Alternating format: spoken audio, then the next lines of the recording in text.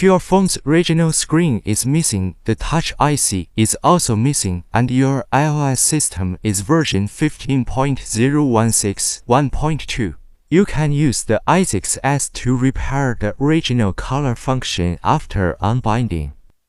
Select the iCloud app.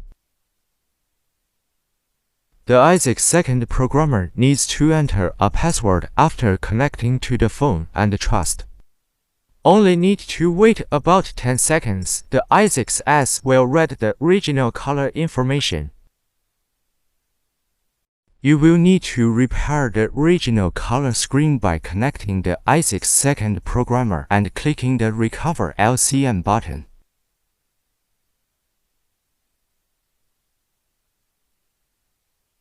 After the data is written, the screen can be installed to the phone test function.